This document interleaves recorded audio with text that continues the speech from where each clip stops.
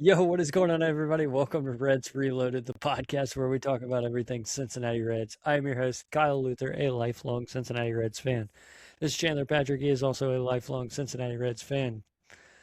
Now, guys, we want to get into these crappy two series that the Reds played. I keep this family friendly, guys, for a reason. We could say a lot worse, and I'm sure you guys will, and sure you guys already have, but we'll say crappy two series, but scores go in order for the Marlins series: 1-0, 4-8, and 1-7. Cardinals series scores go in order: 1-2, 6-5, 0-3, 5-4, and 9-10. We went 3-5 over the course of those two series. Chandler, what's your overall grade for the Reds this week? Um, no, on the more optimistic side, I'll give him a D. That's as high as it gets. Okay. Um, yeah, I mean, crazy thing is we go over like our biggest surprise, biggest disappointment, toughest loss. All of those this time I feel like can be wrapped up into just one, and that's just the entirety of these two series. Um, I mean, we should have won the series against the Cardinals. I feel like we probably should have won the series against the Marlins, and we came up short on both ends of that. Um, don't have much to choose from with the best win, but I'll go with the win against the Marlins in Game One. I can appreciate a good pitchers duel and kind of taking us back to how we were back in March and April, where offense wasn't necessarily there, but we were winning close games. Pitching was performing amazing, and for us to allow no runs, I've got to give it to that one. Don't even ask me the momentum. There is none. There isn't a lot unless it's just a fire's been lit under them for uh, what happened over those two series. Yeah, What about you? we could touch on that real quick. I mean, the momentum heading into the next series. I mean, we got a tough schedule heading into September, and if you're gonna have momentum, it's gonna be in September. Because I think what the MLB did, they hated us in September, and they're like, "All right, we're just gonna give them the worst schedule in September." Yeah, you know how we just barely squeezed in last year? They were like, yeah, we're not allowing any of that. We're going to give them all the toughest opponents, and we just want their hopes and dreams to be crushed. Well, Yeah, we already don't have any necessarily going into September, so it's fine. yeah, guys, we'll get into that a little later too. But no, I mean, I think I agree with you. I mean, this was a poor performance from the Reds, a poor performance, and I mean, maybe their best win is that Cardinals game because they were kind of leading that whole game, and then kind of in the eighth inning sparked some more runs and was able to push out a 5-4 victory. So, I mean, they did almost let the Cardinals come back in the ninth, but we finished it out. Like I wish Which we would did have. happen in the last game against the Cardinals, Yeah, which could have been our best win on two different fronts. We had that game won 5-4, just like the night before, but then unfortunately, an error by Dane Meyer. We'll get into all that stuff, but uh, you know, it we had the lead. We basically had the game won. Final out, balls in the air. Unfortunately, some stuff happens, and then uh, we tried to bounce back after being down 10-5 at that point. And as you guys will see later on through the episode, we just couldn't get it done. I mean, let's just put it this way. That just sums up the Reds season in one inning. Yeah, yeah. It's like, all right, season's over. Let's just give up. So, um, kind of touching off that, guys, and going into around the bases. Chandler, I know you want to cover. You get to cover the great series, kind of great series, but you get to cover our first series against the Marlins. So you can take it away. All right. So that first game, we hit 200, uh, allowing or well hitting no home runs, but we we didn't allow any either. Don't worry. We had one RBI that whole game, and it was from Eugenio Suarez. Chase Burns pitched an amazing game, going 7 innings, allowing just 4 hits, no earned runs, no walks, and collecting 8 strikeouts. So, I mean, it was a very Chase Burns performance. Yeah. Brock Burke goes 1 inning, allowing no hits, no earned runs, no walks, and collecting 3 strikeouts. So, dominating performance by him. And Emilio Pagan went an inning, didn't give up any hits, no earned runs, no walks, didn't collect any strikeouts, but he got the job done. Overall, we left 9 men on base that game. Heading into that second game of the Marlins series, tough loss. We hit 222 that game. We had 2 homers. And oddly enough, these names might surprise you. Ke'Bryan Hayes and Matt McLain, ladies and gentlemen. We'll go into more about Matt McLain as this episode progresses. But, I mean, those are 2 names it seems like we haven't been able to say too often in regards to hitting home runs, especially Ke'Bryan Hayes. We had, of those 4 RBIs that we had that game, Sal Stewart had 2 of them, and then obviously the others, we had Matt McLain and Ke'Bryan Hayes with 1 each. Brady Singer went 6 innings, allowing 8 hits, 3 earned runs, 2 walks, 4 strikeouts, allowed 2 homers. Luis May went an inning, allowing 2 hits, no earned runs, no walks, 2 strikeouts. TJ Antone went a third of an inning, allowing 1 hit, 3 earned runs, no walks, no strikeouts. Sam Mull went a third of an inning, giving up 2 hits, 1 earned run, 1 walk, no strikeouts. Pierce Johnson, a third of an inning, no hits, no earned runs, no walks, and 1 strikeout. And then Marinaccio went an inning, allowing 1 hit, 1 earned run, 1 walk, and 2 strikeouts. And, that crazy thing is we're not going to have a whole lot more to say about him on the Reds this season. Going to the third game against the Marlins, we hit 143 that game. We had a home run from Tyler Stevenson, and that was our run support that game. Nick Lodolo went 5 innings, allowing 3 hits, no earned runs, 2 walks, and 2 strikeouts. Solid performance out of him. Solid. Julian Garcia, 2 innings, 1 hit, no earned runs, no walks, 4 strikeouts. TJ Antone went 2/3 of an inning, allowing 2 hits, 1 earned run, 2 walks, no strikeouts. So Antone's starting to run into some rough stretches now. And Marinaccio, an inning and a third, 2 hits allowed, 5 earned runs, 3 walks, 2 strikeouts. I bet you guys can guess what has happened to him over the last couple days now. Yeah. We had 2 caught stealing, 1 Ellie De La Cruz and 1 from Trevino, and we left 5 on base. Want to touch on something for a second. This last game against the Marlins. I think something's going on with Nick Lodolo. Nick Lodolo only had, I think he was around 70 pitches at that point, and they pulled him from the game. So I don't know if he's getting injured again or Nick Lodolo fashion, he's getting another blister. But they did pull him early from that game. He did just come back, though. They could just be trying to ease him back in. So I don't know. It was really weird. I was watching that game. I was watching that game with my dad, actually, and they pulled him very early. So I don't know if they're limiting his innings or they're just limiting his pitch count. Limiting the blisters. And then we'll carry on to the first game against the Cardinals. And, again, tough loss, right? We only hit 100 that game. We had a homer by Dane Myers. That was it offensively. Emmanuel came in, started in that game, went 5 innings, allowed 5 hits, 2 earned runs, 3 walks, 4 strikeouts. Not a terrible performance by any means. Luis May went 2 innings, allowing 1 hit, no earned runs, 1 walk, 3 strikeouts. So he's continuing to pitch well.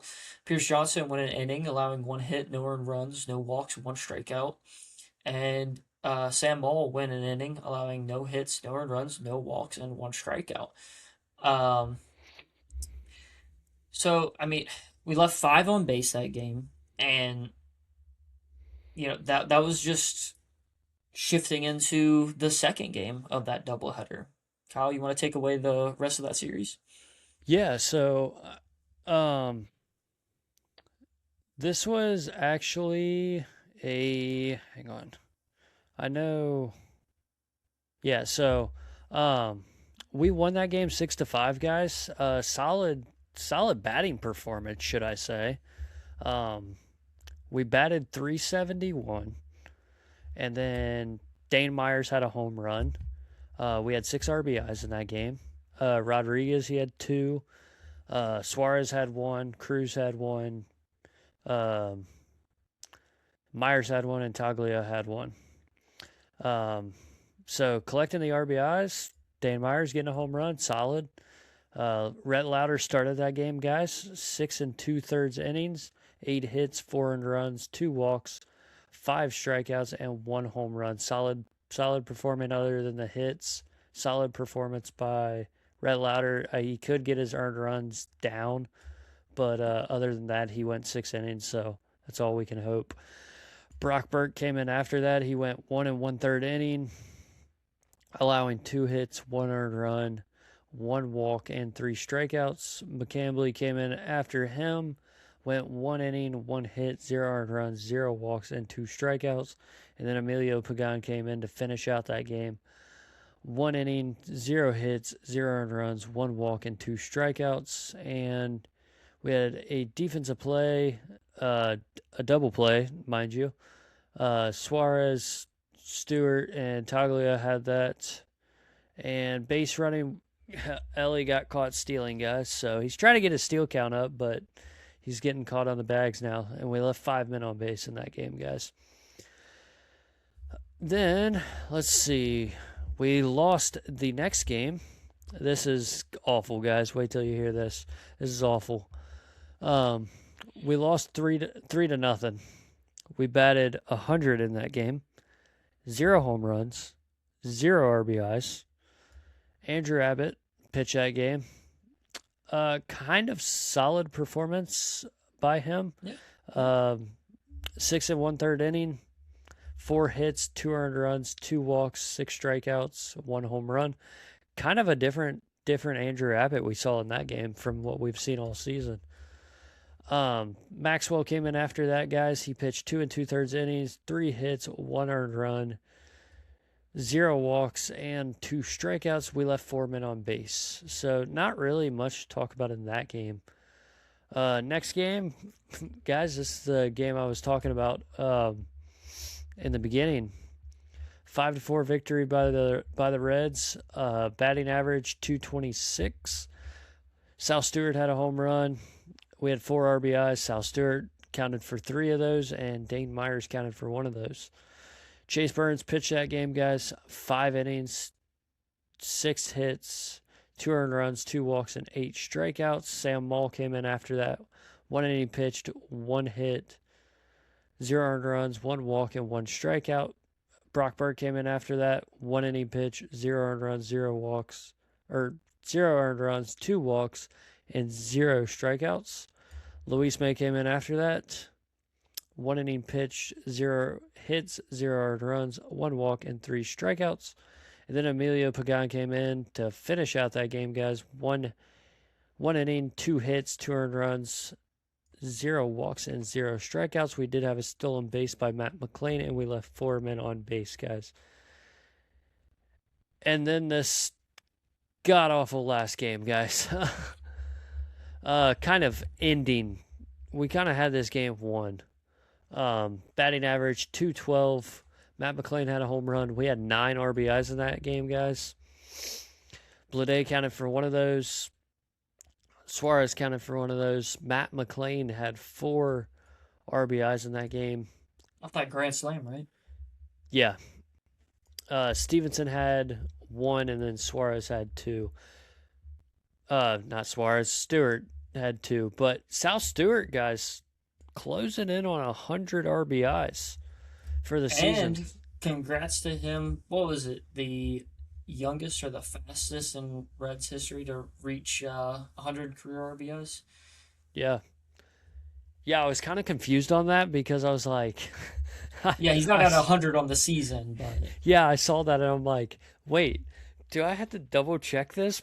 Do I have to make a Facebook post? Did he hit 100 RBIs for the season? But he didn't, guys.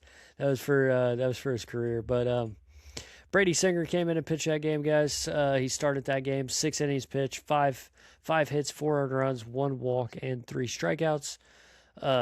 Julian Garcia came in after that, 1 inning pitch, 0 hits, 0 earned runs, 1 walk, and 0 strikeouts. TJ Antone came in after that, 1 inning pitch, 0 hits, 0 earned runs, 1 walk, and 1 strikeout. Brock Burke came in for 2/3 of an inning, 2 hits, 0 earned runs, 3 walks, and 1 strikeout. And then Zach Maxwell came in after that, a third of an inning, 1 hit, 0 earned runs, 0 walks, and 1 strikeout. Ellie had a stolen base, and then we left 5 men on base. Chandler, you want to touch on that Dane Myers error at the end of that game? yeah, I mean, I kind of already mentioned it earlier. We had them down to their final out. It was a 5-4 ball game at that point. Fly ball into left center field. Center fielder, left fielder, one of them can catch it. Hits off of Dane Myers' glove. That inning, even with them having 2 outs in the inning, led to them not only going from being down 5-4, but then up 10-5. Just that inning. And I feel bad for him. You could see him in the dugout after the game, just sitting there like he knew that cost us the game. But ultimately, there's other things that we could have done throughout that game to still prevent that. It's not all 100% on him, but I mean, you can tell how much he cares and he holds himself accountable. Please tell me you saw the bobblehead with him missing the catch on Red Station. But also, like, think about it. He's always making great plays. Oh yeah, and he's sacrificed his body numerous times. He missed time because he about killed himself making a catch in Milwaukee a while back. yeah. Like, it seems like a lot of fans are quick to forget all of the great plays that he's made and games that he's saved. I mean, we could have had losses where he's made amazing catches and helped us win ball games, and they're quick to forget that because of the state of the Reds where we're at right now, and obviously short-term memory. I mean, what just happened? Right. So, guys, kind of moving off the games and going into the Reds Reloaded Injury Report, sponsored by W Energy. We love our partners at W Energy. If you guys haven't copped that, guys, go to our Facebook page, go on W Energy, use our code Reds Reloaded Podcast, Reds Reloaded Podcast for 10% off your order. And that's for any time. That's not even for your first order. That's all the time. So 10% off on us. And I can tell you right now, you will be awake. And I'm not saying that you're going to have jitters. I'm not saying that you're going to be seizing out. All right. But what I will say is that most importantly, you will mentally be awake. Your mind will be open. You'll be able to think very clear. I know because I've drank it numerous times. Kyle, I know you've been drinking yours. Yeah. I mean, it really does work, and it's surprising at how much, or just overall how impressive it is. It's not just like an energy boost, but also it really does get your mind going and help you with productivity throughout the day. I'm not going to lie, sour blue raz is my favorite. It's the only flavor I have right now, but I'm a big blue raz guy, so I do. It's understandable. I do like that. If you guys are interested, I got you guys have seen the shaker that I've had in these episodes. You can get that plus a like try sample where you can get like 3 flavors with it.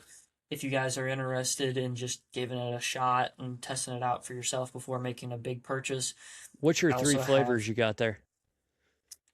So I have, let's see here, Galaxy Grenade, which sounds amazing in itself. I have Dragonade, and then I have Beach and Peach. Yeah, So I'm not really a big peach guy, so if you're not, if you like peach, maybe you'll like it. But yeah, hey, I guys, don't they know if have. it maybe it was just because I spent some time in Georgia, but I like some peach. But yeah, guys, they have numerous flavors. I'm sure you can find one you would like. So if I you got haven't the sour already, gummy bear behind me. yeah, if you guys haven't already, go to W Energy, use our code Reds Reloaded Podcast for 10% off your order. So, guys, going into the Reds Reloaded injury report, guys, it really hasn't changed. Well, we can take one off that list. Graham Ashcraft's still on there. Brandon Williamson's still on there. Blake Dunn's still on there. Spencer Steer, we did get an update about him today. And Unfortunately, Hunter Green. Yeah, that kind of makes me sad, the update we got. But, guys, rehab assignments, I don't know what they're doing with Brandon Williamson, but we did not get an update on him. I did look yesterday, and it was still the same update that he had his rehab start on Tuesday. So not really an update for Brandon Williamson. Um, Tony Santillan, he returned to the Reds today. Actually, he returned today. So glad to see Tony Santillan back. Any setbacks? Yeah, unfortunately, Spencer Steer got an exam, and he is likely out for the season. That's a big bummer for us, Chandler. Um, Kind of saved us. Not gonna lie, kind of saved us from him getting traded. But they said he might recover for spring training, so you might see him in spring training next year. yeah, So he's gonna rehab all off season and see if he can be ready by next spring. there's some good out of that news for him on the personal side. Him and his wife just had a kid. He gets to spend more time at home. So there's good, at least good in that. Yeah, congratulations, guys. Congratulations on the baby. So, I don't the rotation. I think we will see Brandon Williamson in at some point, and then I will tell you guys. I saw a Facebook post about this, and Chandler knows what I'm talking about. After I say this, Graham Ashcraft. I commented on this.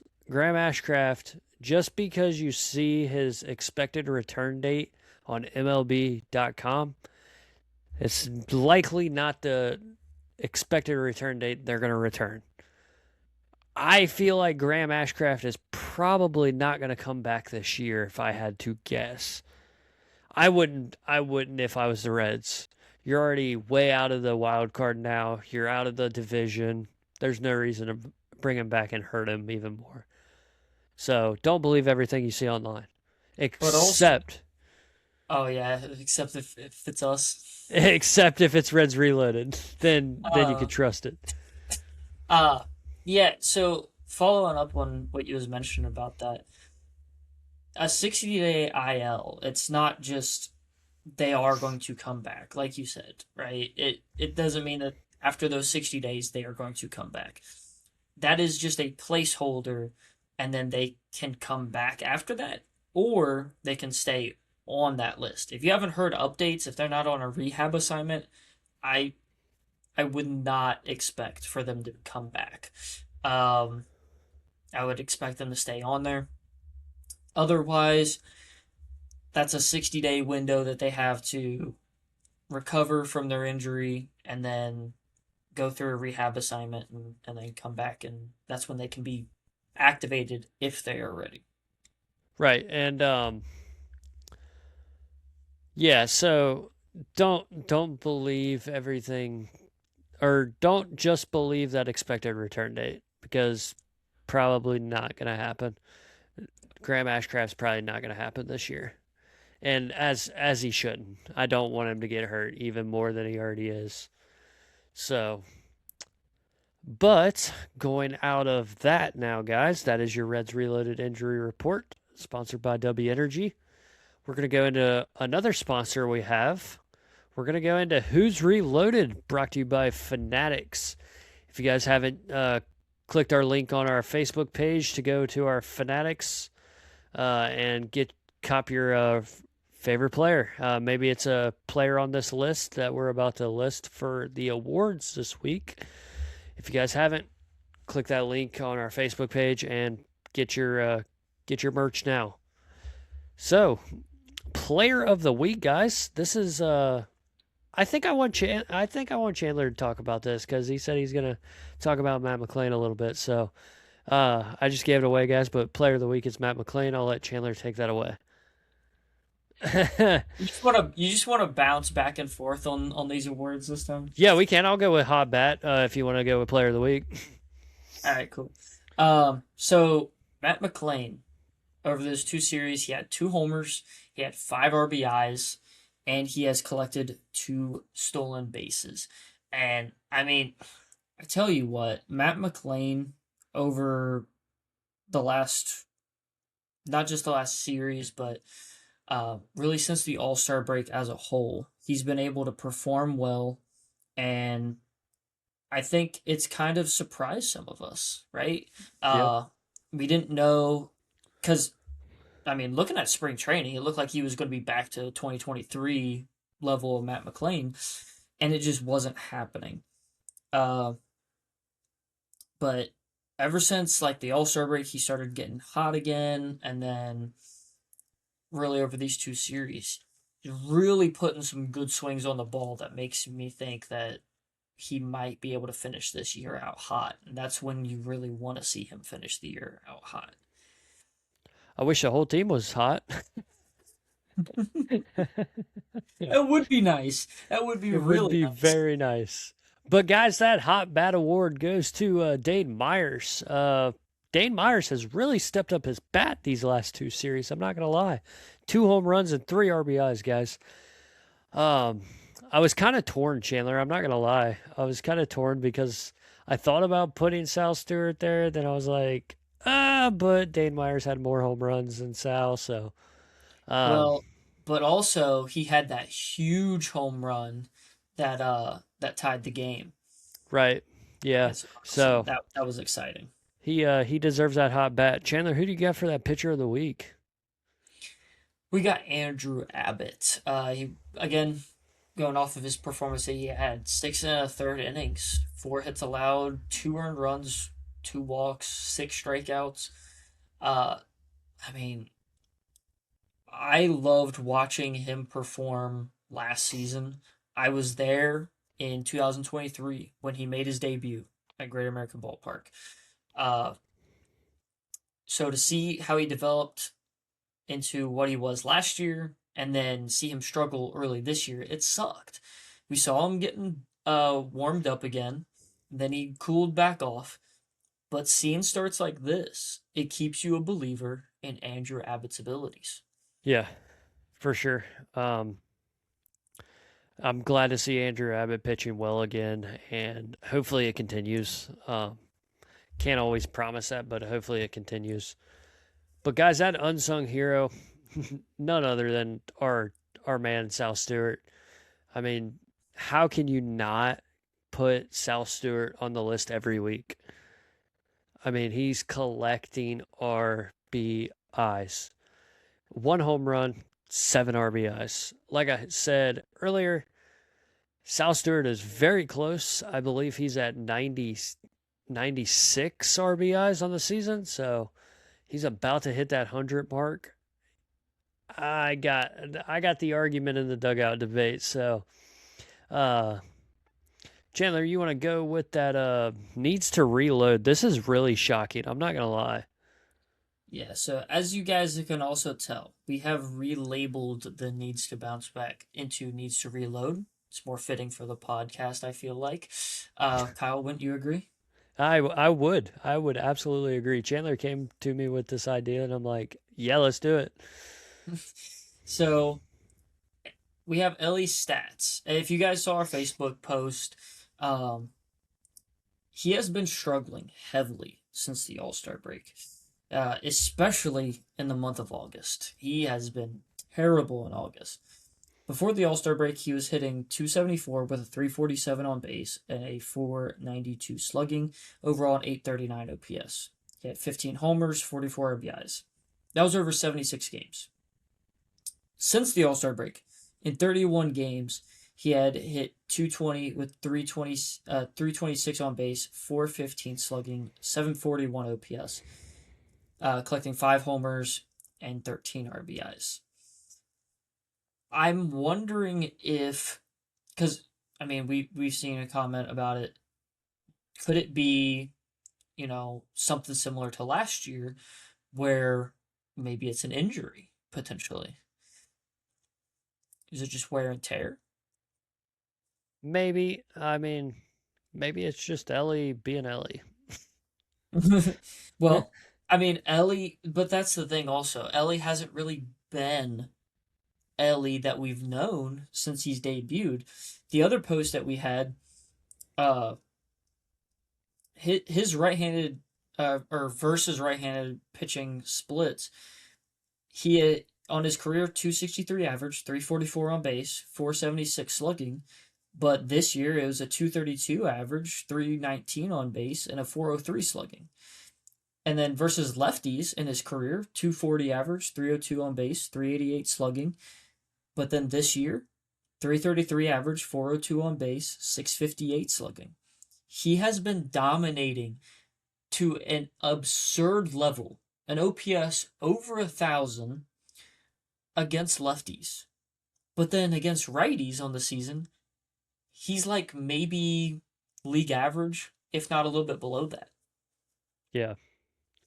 Yeah, and I think, well, to touch on that a little bit, Ellie did have that walk-off hit against the Cardinals in that 6-5 victory, so I'm glad to see him getting some hits, but definitely, First career walk-off in the big leagues, too. yeah, definitely not the Ellie we know. So, but that's our awards, guys. Brought to you by Fanatics. So, like I said, click on our link, get your merch today. So, guys, going out of that and going into our dugout debate. Guys, this is kind of questions that I accumulated through Facebook, through talking to Chandler, talking to me, talking to myself. But this is kind of questions that I've seen. The first one was really shocking. I'm not going to lie. Chandler, Joey Votto as our next GM. Talking about the MLB Network segment they had. Yes. So I don't think that he was being completely serious about that. I think that it was mainly joking. But the idea of it could certainly be really interesting. I like the idea of him being like a hitting coach or even a manager, more than a GM. But yeah, I mean, I don't know. GM's a different ball game. I don't know how he would fit in that realm. Do you have any particular feelings about that? Yeah, so I think, this kind of reminds me of Buster Posey with the Giants, right? He went into the president of baseball operations. He's now running the Giants. So I think kind of moving him into that role would be kind of good. Kind of like a president to like the owners and stuff like that, but I don't know.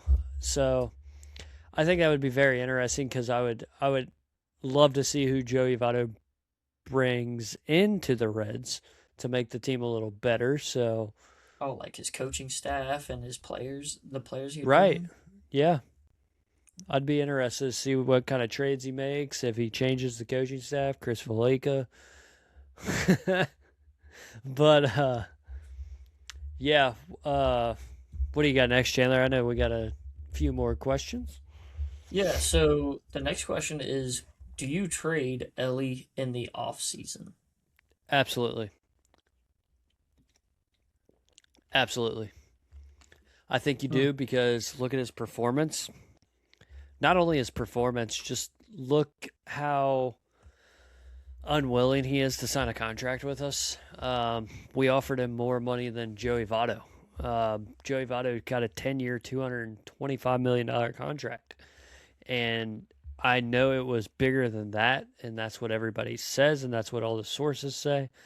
So I think you trade him this offseason and see what you can get for him. I can, I can understand that. Uh, on the other side of that, Ellie is a hot commodity amongst, Reds fans, right? Even if the whole team sucks and you're at a game and nobody wants to cheer for anybody for whatever reason, um, you always catch me cheering because I paid money on that ticket and I'm always going to support the team. But Right. uh, even if nobody else is getting cheered, everybody gets excited for Ellie. Everybody wants to buy an Ellie jersey. You could continue to try to make as much money as you can off of Ellie and see what you can build for next year and in 2028. And then, if you're not able to get anything built that well and things aren't looking good in 2028, you can trade him then. And then that team will have him for a year and a half. But otherwise, I don't know. I think just getting the most money and value out of him while he's here would be maybe the best bet because I don't know if the return that we would get for him will give us that same impact necessarily. Could be Yeah. wrong, but Yeah, I mean, unless you're I bringing don't in know. players like Mike Trout or something like that, big names like that. So, and maybe the Angels would move off of Mike. Maybe we'll see.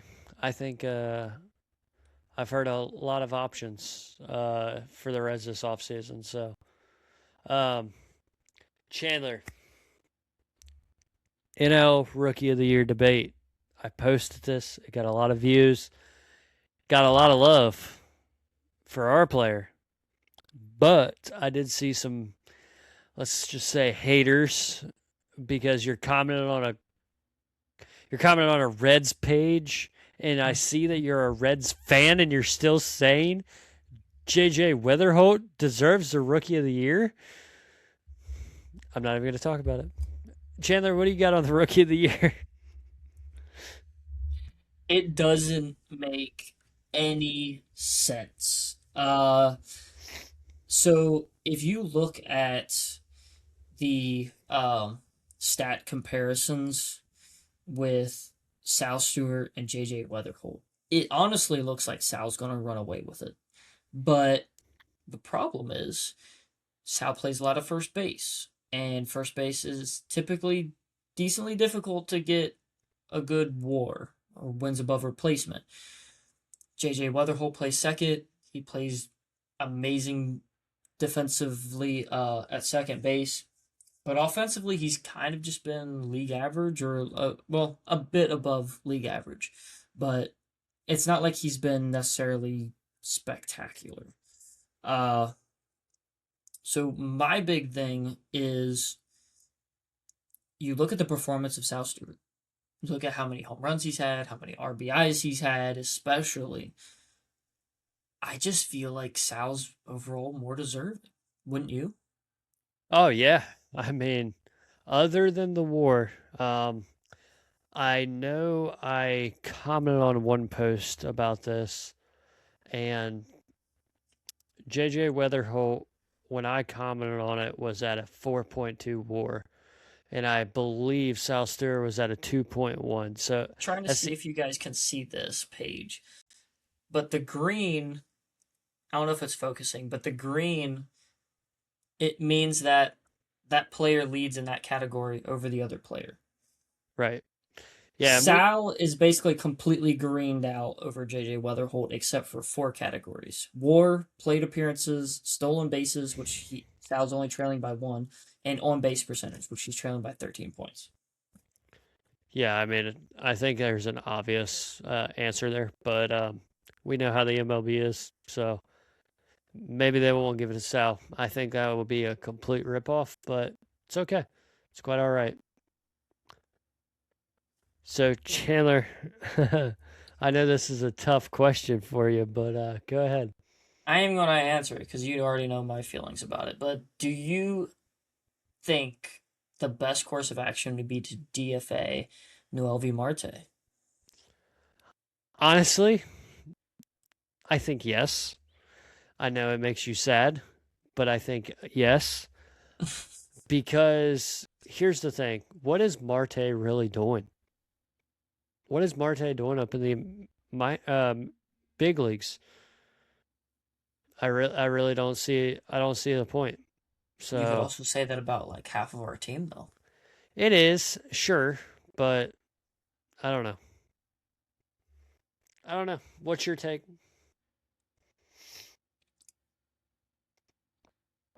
My take is that he's 24 years old. He still has room for growth and development. And I don't want it to be a situation where we give up on him too early. And then we see something like Christian Encarnacion Strand balling out for the Baltimore Orioles. That that is so true. that Just like, is that is so true. I mean, you just never know what's going to happen with a player, though. Like, seriously, there's guys who we've let go of. They've been unbelievable. There's guys that we've held on to, and uh, maybe we shouldn't have. But you never know when something's going to click for a player, and every player hits their prime at different points. So, to put it in perspective, Joey Votto was a rookie, or I believe he was 24 when he was a rookie. Same age as Noelvi right now. Votto got better as the years went on. Not saying that Noelvi's going to be Joey Votto, but I mean, you can't rule out Noelvi when he's just 24. Now, if he was 27, 28, 29 performing like this, that'd obviously be a different discussion. Right. All right. Um, what is one move you would make in the off season? I would try my best to acquire a really quality outfielder, preferably a center fielder. Um, I just think that our overall depth and performance as a whole from the outfield standpoint, especially if we're not going to have Blake Dunn in the outfield next year, at most we might see him at DH for at least the first half of the season. I want us to have an outfielder that can ball out and play. And I know it might be unpopular, but I feel like Jaron Duran would perform very well at Great American Ballpark. Yeah. What about you? So, What would you do? um, I think we should. I mean, obviously extend JJ Bleday. Um, try to keep Dane Myers. I know you don't want him. Maybe he's more of a left fielder. We could use him in a left fielder role. Um, but yeah, I think getting a quality center fielder would work for us. I think we get rid of TJ Friedel. I don't think TJ Friedel is doing anything for us. So I don't know, but sure. So off of that, I mean, with the transactions that we, could probably make in the off season, the ones we didn't make at the deadline, uh, do we focus those based on where we're at kind of right now? Do we start game planning that right now? And do you think that the season is over as we speak? Yes, absolutely. I think these last two series against the Marlins and Cardinals, that was our hope. We had 8 games in that series, and we only came out with 3 wins. So, yes, I do think our season's over at this point. It's sad to say, but the Reds performed terribly in those 2 series, and they kind of washed away their chances at making a wild card spot. I mean, especially with that schedule in September, it's going to be difficult. Yeah, I really don't see us winning much games in September, guys. I hope we don't lose all the games, but I certainly don't see us winning a lot. We'd be lucky to break 500 in the month of September. 500, crap! I don't even see that happening. No, I'm saying we'd be lucky to hit 500. Yeah, we would be very lucky to hit 500. But Might even be lucky to hit 250. Yeah, kind of going off that, guys. We're going to the NL Central. But guys, we did have a change, and guess what? The Reds are in last place. So nothing new there. With this season, we've been in last place before, and we're back in last place again. So Brewers are 79 and 49. The Cubs are 74 and 54. The Cardinals are 66 and 63. The Pirates are 63 and 66. And the Reds are 61 and 67. Division leaders are the Brewers. They currently hold a playoff spot. The Cubs are currently holding a wild card spot. Cardinals are 2.5 games back. The Reds are 7. And the Pirates are 5.5 games back. Oh, biggest surprise team, Chandler. We have the same, and I think there's a reason for this. We both said the Reds. The Reds are our biggest surprise team in the NL Central. They have washed away their season, and no more than being 4-6 in their last 10 games. 4-6, guys. One can only hope we could get better, right? But Chandler, I know you have another stat that you want to share. Yeah, I believe it was 4-6 overall in their last 10 games, but then 5-9 overall in their last 4 series. So if you go back to last episode, those 2 series that we covered, plus this episode, 5-9.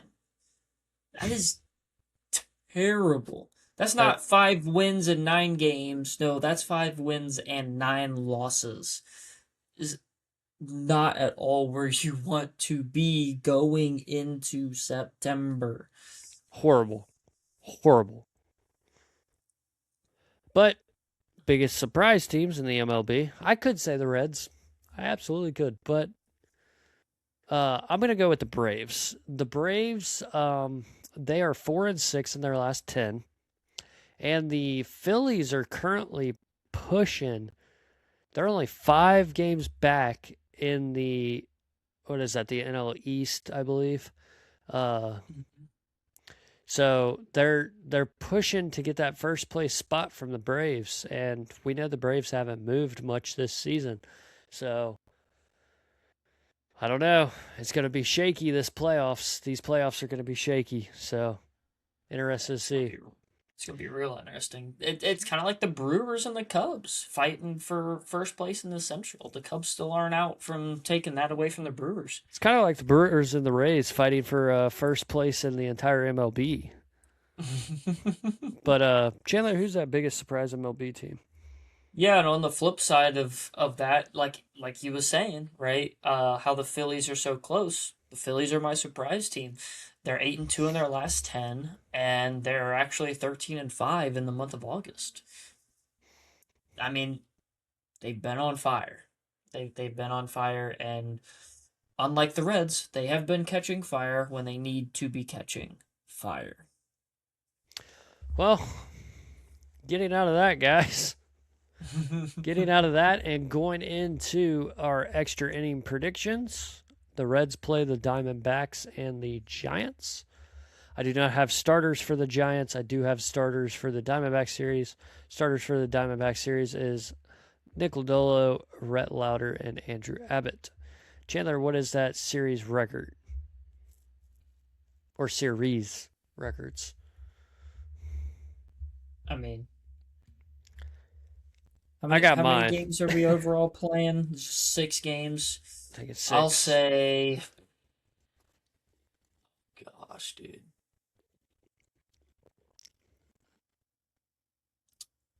I'm just gonna predict 2-4.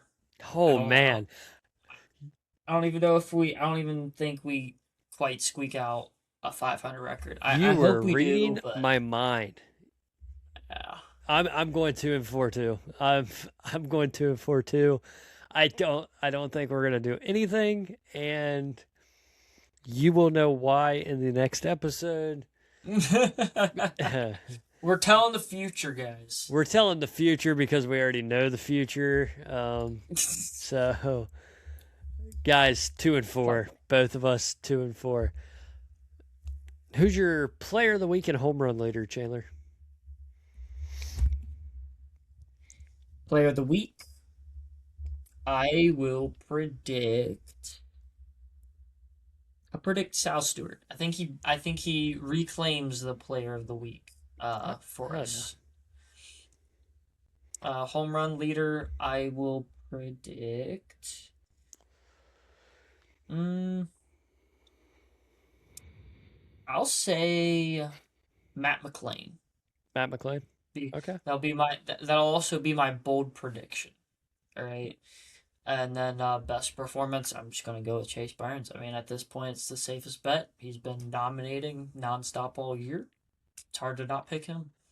I'll have to argue with that. I'll player of the week. I think I agree with you on Sal. Because how can you not? He's almost close to 100 RBIs. Home run leader. I'm also going to go with Sal. I'm thinking he's going to get 30 home runs on the season with 100 RBIs. So I'm going to predict that, and I think that's my bold prediction. I think my winning pitcher, I think I'm going to throw out Andrew Abbott here. Andrew Abbott's going to have a solid performance. So I don't know, I like guys. that. Only time will tell. But 2-4, 2-4, Chandler, 2-4. Guys, Sal's already getting the Joey Votto treatment. right before we wrap up this episode, we're gonna take a look back in Reds history, and this is kind of, I'm not gonna lie, this is when you sent me this, I was like, dang, that's kind of one of my favorite memories. Um, but Chandler, do you know the date on that? I believe that was. I don't. 2000, Let me 2001. look real quick, guys. I know I sent it to you. Yeah. So this is gonna be Ken Griffey Jr. This was 2001. 2001. Ken Griffey Jr. hit an 11th inning walk off inside the park home run to give that. This is kind of weird, Chandler. I'm not gonna lie, because when we were supposed to record this episode, we're recording this on Friday night, guys, but when we were supposed to record this episode, we were actually playing the Cardinals. So it's funny that on this date in history, Junior got that 5-4 victory against the Cardinals. So, And if we could have secured that win in the ninth inning, then we also would have won that game 5-4. but could we have done it on an inside the park home run? I don't No, know. we already had the lead, but I mean, it's just the fact that we had it. We could have had the same score. We was facing the same team, and it just didn't work out that Chandler's way. a little salty about that. Just so you see, you guys. I mean, it's just for our purposes, going back, reaching into Reds history.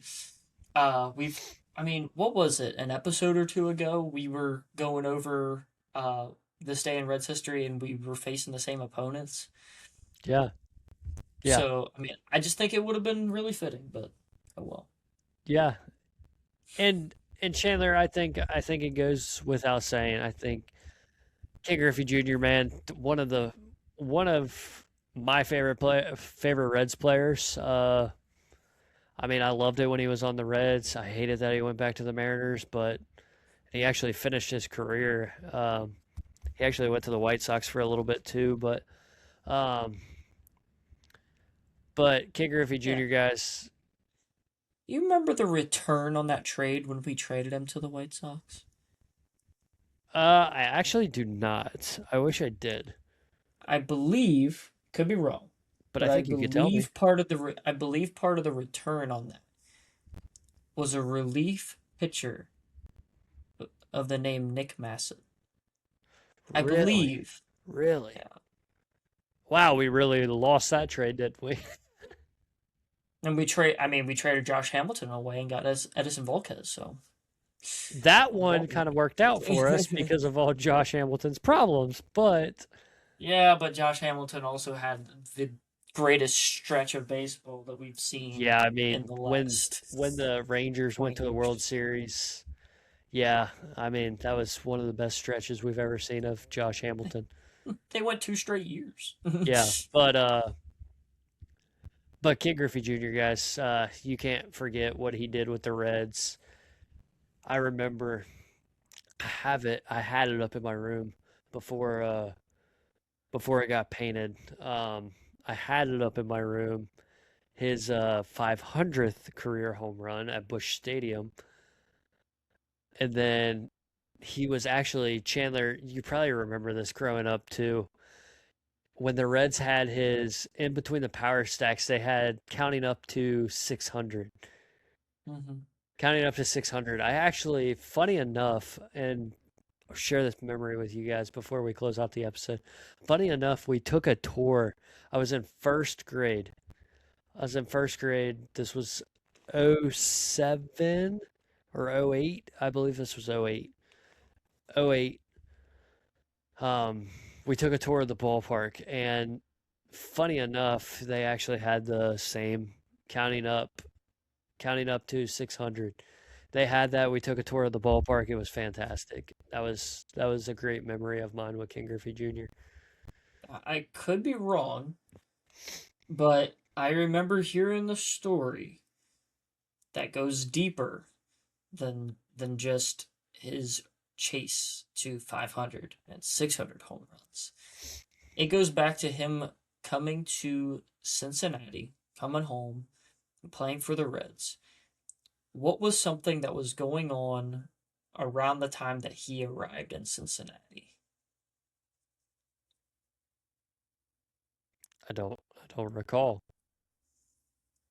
We were building something at that time. Were we building our stadium? We were building Great American Ballpark. Interesting. There, if you look behind home plate, you will notice that there's a gap in the upper level of the seats. And from what I had heard in I forget who it was. I want to say it was on the broadcast a few years ago. They put that gap in there to help the airflow going through Cincinnati create like a draft to help home runs fly out to right field, and especially like specifically Ken Griffey Jr. was like named as being, like to help him hit more home runs because he was their big star player that they had. I So mean, we could talk. I mean, we could talk Adam Dunn also in that standpoint too.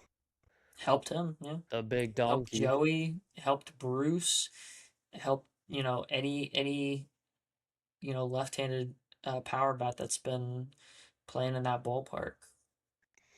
So yeah, guys, that's the today in Reds history.